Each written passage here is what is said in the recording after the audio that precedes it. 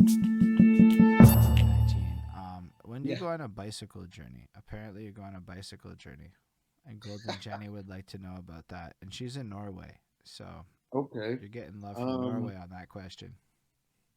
I'm at uh art school, and one of the things you hear about at art school here and there, or you hear about a lot of bohemian things, right? Now, one of them is, oh, somebody took a bicycle tour, so they just rode around the country on their bicycle.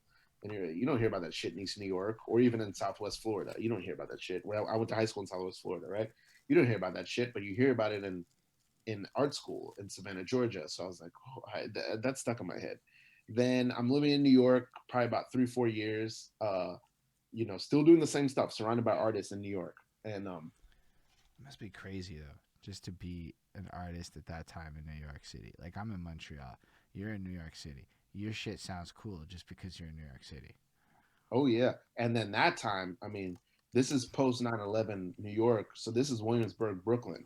When it's Williamsburg, when it's the art center of the world, really. When Williamsburg was the most important neighborhood in the world, like people are moving. Heath Ledger lives there, where all this other shit. You know what I mean? It's art. It's new Space Invader and Banksy insta. Pieces going up on the street every other month. You know what I mean? So I'm in Williamsburg, Brooklyn at this time. Not knowing, I didn't know I was going to Williamsburg. I thought I'm just moving back to Brooklyn because I'm an artist. I didn't know this is like the hottest neighborhood in the country. You know what I mean? So yeah, I'm there. So it's like an extension of art school at this point. Mm. I'm living there, and one of my best friends in town, my friend Tommy, that I went to SCAD with, he was an illustrator. He just suddenly passes away, Oh, and I'm like left. We did everything together, and we were struggling through New York together, both going to job interviews and shit together, trying to figure out how to make it. And so I'm in New York struggling. My homie just passed. I'm lost, and I'm thinking about acting. I'm thinking about still want to prove myself as an actor. I want to do Shakespeare maybe. I want to do something where I play multiple characters. One of John Leguizamo's shows was out, and he plays multiple characters in his shows. And I'm thinking about all this, and my friend's gone, and one day it just hits me all at once. This idea just hits me. I'm gonna travel around the country on my bicycle and perform Shakespeare on the street.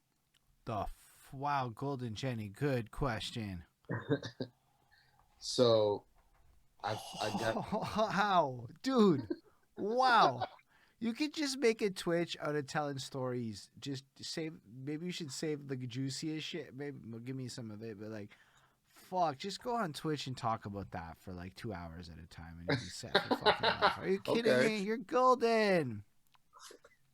If you can help me with that, I would love to do that. So Yeah. that's something I did. I did that for almost a year in 2012, and then I ended up making a one man show about it, and one man musical. Actually, I wrote Mm. some songs about it.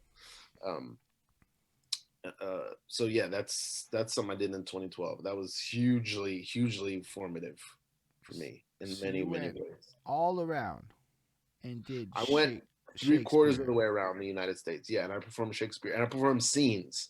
So I'm not just doing monologues. I'm doing playing all the characters in a scene by myself. Like, did you have multiple costumes or masks or some shit to like, or is it just more There's of no costume. I'm just dressed how I'm dressed, and so I've got to create the character using my body and my voice. And like, okay, this guy's talking over here, then I move over here and I talk to this guy, then I go back. You know, like a crazy person. nah, And then I've dude, but I've got to do it. that's like amazing. That's not like that's like some fucking Bukowski shit. Yeah. It was some artsy shit, and it was like the first. It was a big thing for me. It was formative for me. I don't know if hip hop taught me this or if I learned it in hip hop or both. But one of the big things I found was like I understand that I'm doing Shakespeare, and I'm not going out here to just look crazy and have people not understand. So we built using the actual Shakespeare language. As a matter of fact, I was using Shakespeare actually wrote in like old English, like the shit that we read. They actually like simplify it to make it closer to our English. So I'm doing it in like his actual English. So I know that the shit is complex. It's in meter. It's in verse. It's hard to understand. But like Shakespeare is like really is the best playwright. So I'm like, how can we've got to build these scenes, and my acting has got to be physical enough. So even if people don't understand every word, like in rap, they understand what the story is and what the feeling is. They should Mm. be able to follow me, even if they don't understand every word.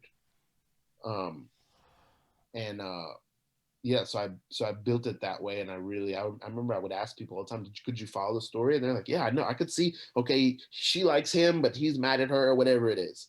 Like, I want that was the important thing. Like, I want after I perform, I want you to feel like you were Hold invested up. in the story. Yeah, was You that asked for feedback after your performances? if I was talking to if somebody came up to me and talked to me, I would be Okay. like, could you follow? Yeah. Um, Not open I was feedback, asking for very money. specific Money is what I was feedback, though. asking.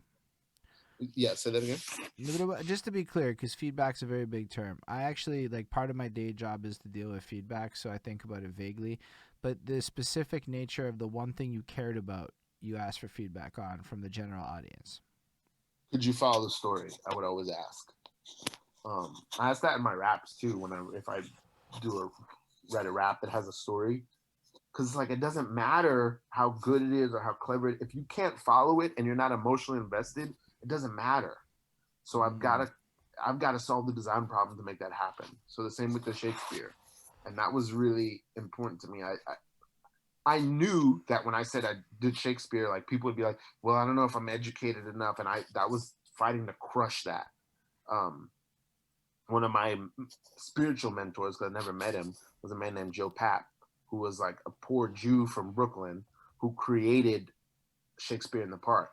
And he was very committed. I'm doing the best Shakespeare that there is in America, the best American Shakespeare. And people who are housewives and mechanics or whatever, they're gonna understand what's going on. They're gonna be riveted by this. I'm not even gonna put up Shakespeare in the Park, but they're gonna be super fucking invested in it.